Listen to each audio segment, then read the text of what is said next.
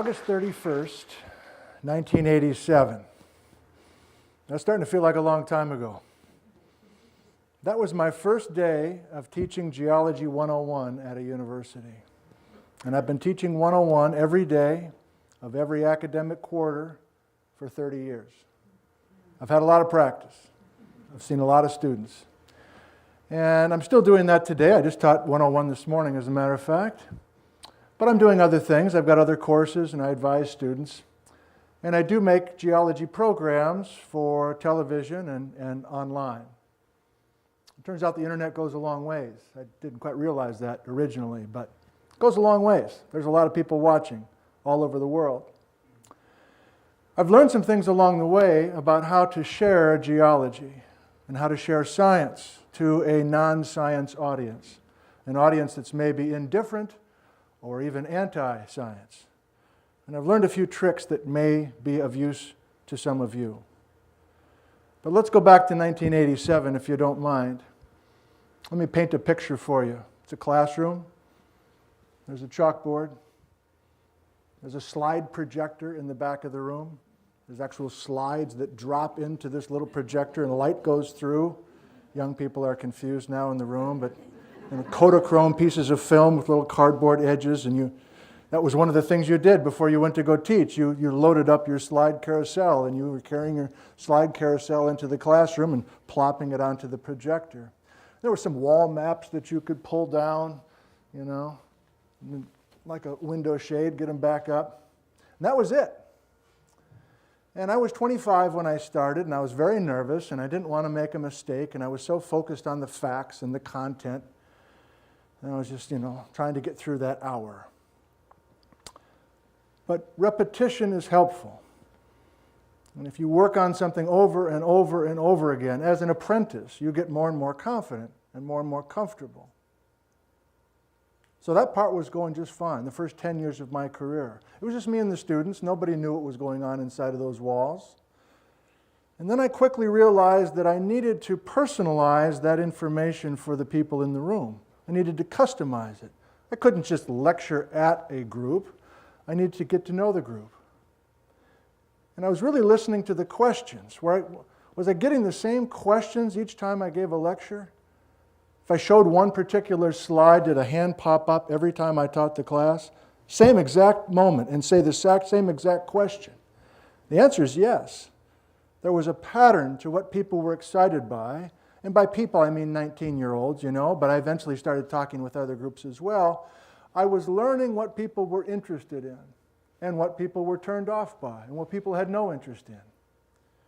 So that first 10 years of my career, from the mid-'80s to the mid-'90s, was a lot of practice and a lot of growth. But there was a part of my job early on that I was terrible at. I was a failure, and I knew it. And that's when people from the public came and visited my office. Now let me paint you a picture of my office. There's a desk, there's a telephone, this is 1987, there's books, and there's file cabinets, 6 file cabinets. And every file cabinet was full of scientific papers. And to get information, to get current research, I would have to physically go to the university library, 3rd floor, find the bound periodicals, find the journal. I had a pocket full of nickels. I go to the Xerox machine. I'm going to crank out a bunch of copies of that paper, bring it back to my office, read it a bunch of times, take a few notes, put that paper, that scientific paper, that geology paper of Hell's Canyon or the Cascades or the Washington coast, I put it in my file cabinet.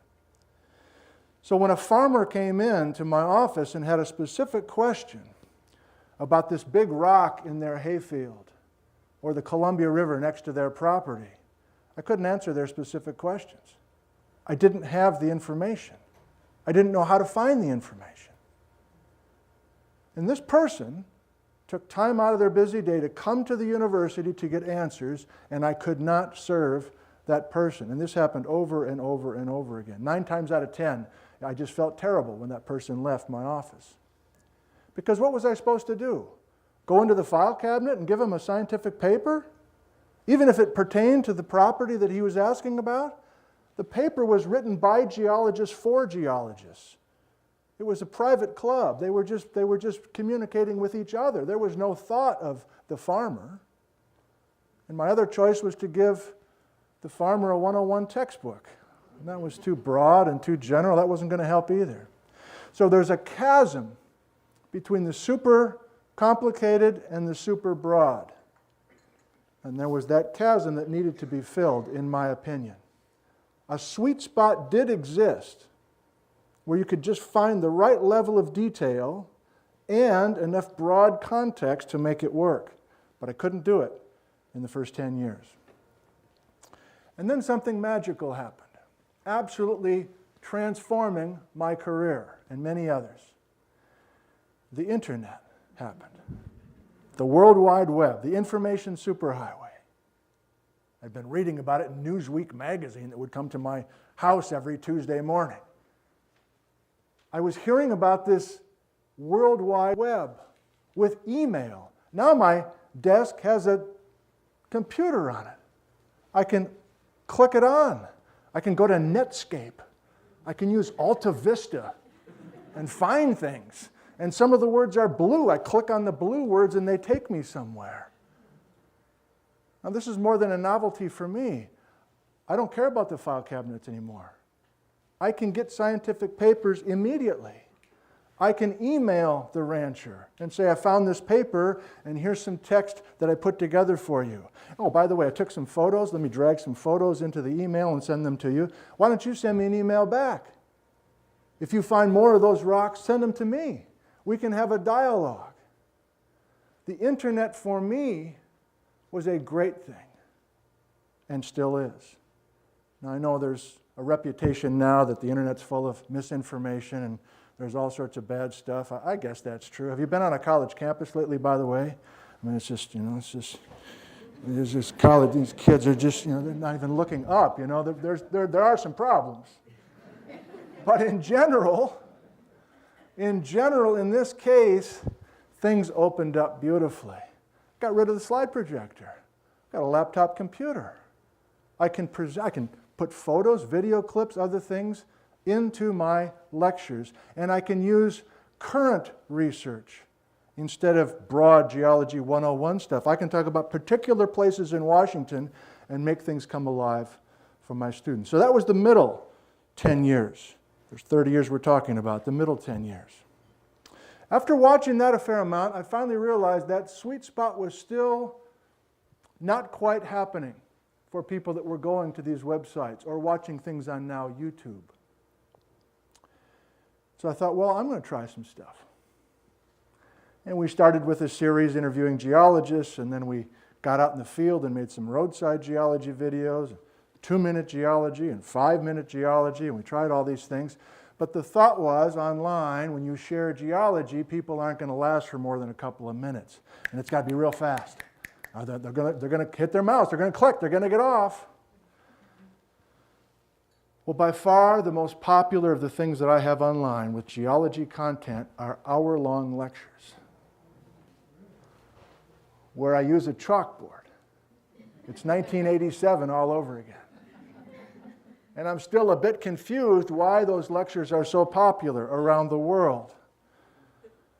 But part of it is my repetition and my practice and my ability to connect. And even through a computer screen, I think I'm connecting with people. And I'll give you evidence for that in just a second. Let me give you a little taste of one of these little lectures that I've done recently. I do 4 new lectures every winter. I have them recorded. We put them on YouTube. It's kind of a stupid model. I've never given the lecture before. I think people come half because they want to see a train wreck. Like, I've never done the lecture before. If I just have a mind blank in the middle of it, it usually goes okay. But there's an excitement there because it's brand new stuff that I haven't presented at all. And one of them I gave a month ago was called Exotic Terrains of the Pacific Northwest. And I think it's a good example of what I'm trying to do and I'm hoping more and more people will do as they spread geology around the world, or any natural science, or any topic, really, if you really think about it. So let me give you an example. This is a chalkboard. This is a hand-drawn map. Isn't that quaint? And there's this thing called Baja BC. It's an idea that's been around for 50 years. And it's, let me help you out. Let me put Mount Stewart on this map for you. Let me put the San Juan Islands on for you. How about the rock north of Wenatchee? How about Mount Si? I don't know how your map reading is these days, but am I drunk or what's going on here? I'm not drunk. This idea of Baja BC proposes, and was first proposed 50 years ago, that much of the bedrock of home, of central and northern Washington and British Columbia, was originally down in Mexico, at the latitude of present-day Cabo San Lucas. And somehow, at some point in our geologic past, those guys got up where they belong, in our view. Mount Stewart, Wenatchee, San Juans, etc. In fact, it's called Baja BC because crust of Baja, Mexico is now in British Columbia. So Mount Stewart, which is just north of my town, Ellensburg, and these other places that we know and love in the North Cascades, is actually on the trailing edge of this big block of crust that got moved 2,000 miles up the old west coast of Washington, up the west coast of North America, when North America had a different coast. Now, this was viewed as crazy back in the day, and it sat there in crazy category. I suppose I had a cabinet called Crazy in the file cabinet and threw that one in. Baja BC. The only evidence at the time was that the granite of Mount Stewart had a weird paleomagnetic signature. And you study the details of the magnetic minerals in the Mount Stewart granite, 93 million years old. The folks that viewed that, studied that, determined that that granite formed down in Baja, Mexico. Well, here's the cool part. Hey, look, a bald eagle. Just checking my watch quick. There's new information that I don't have to go to my file cabinet for. Go to the internet and get the scientific papers. I can email the authors after I read their paper. I can get lots of different research, different disciplines, and weave these things together. So now we have a new crop of evidence bolstering this idea that this really did happen between 75 and 45 million years ago. What's the evidence? Not only the paleomagnetic information in the granites, but there are ammonite fossils on Vancouver Island that match perfectly with the ammonite fossils that were left home down south of Ensenada. That there's bedrock of Wenatchee that matches perfectly with bedrock in Joshua Tree National Park, which used to be in Mexico. That there are zircon, tiny minerals that were brought by rivers, and the source of those rivers was down here in south instead of up north. Collections of things. So to put that lecture together, I had to learn the geology of Alaska, British Columbia, Washington, Oregon, California, Mexico. And I needed to learn different kinds of geology. Paleontology, plant fossil, granites, other things. Now here's my point. I don't know much about any of those things. And I'm a teacher. I don't do any research. But I have a role that I think is valuable. And it feels like I'm one of the few that are actually doing this. I feel lonely. I'd love more people to try to do this. Here's what I'm doing. I'm taking all these individual things and weaving them together. Here's a little analogy that may help. It's the best I can do. I'm walking on a broad open pasture. It's an April day, green grass. And I'm tooling along over this green field, and I come to a big hole. And it's a deep hole. And I look down there, and I can actually hear somebody working way down at the bottom of that hole. I'm like, hey, somebody down there? It's like, yeah, I'm a geologist. I'm a research geologist. Really? All the way down there? What are you doing? I've been working in this hole for 25 years. I've learned an incredible amount of information in my hole here in 25 years. Come on down, I'll tell you all my detail. I got data, 25 years worth of data. And it's a sunny day, and I say, well, I don't think I'm coming down. But I'm wondering if you could yell up your top 5 discoveries and some of your most compelling data. And maybe a figure or two. Toss up a couple pictures and a couple diagrams. Because, sir or madam, I don't mean to offend you, but there's 75 more holes in this field. And there's a geologist at the bottom of every one of those 75 holes, and they have 25 years of investment in their hole. Deep knowledge, classically trained scientists with deep knowledge. If you want to talk to a broad audience, I think we need connections between the holes. I think we need to work horizontally as opposed to vertically and weave some sort of story in a compelling way, possibly even entertaining way, to hold people's attention for more than an hour so they don't click the mouse. It has to have some data, it has to have some juice, some meat, but it also has to be compelling and inviting. And don't be offended, please, but I don't think that's going to work if we do a lecture on your 25 years in one hole. So sharing geology to me is developing some skills with practice. It's connecting with people the best you can. It's not guessing what people are generally interested in. It's feeding off of the common questions that keep coming up and then keeping fresh with new scientific information. I'll finish with this. The internet does go a long way. And every morning I wake up at 5 o'clock and I turn on my computer at home. And almost every morning there's a couple of emails from around the world. I live in Ellensburg, Washington. It's a tiny town out in the middle of nowhere, basically. And I'm getting emails that usually have 2 paragraphs. The first paragraph says, I'm living in such and such, Nova Scotia, whatever, Ivory Coast. I stumbled onto your lectures. I learned X, Y, and Z. Thank you for doing them. But there's usually a second paragraph, and it gets personal in a hurry. I never got a chance to go to college, and I'm making up for lost time.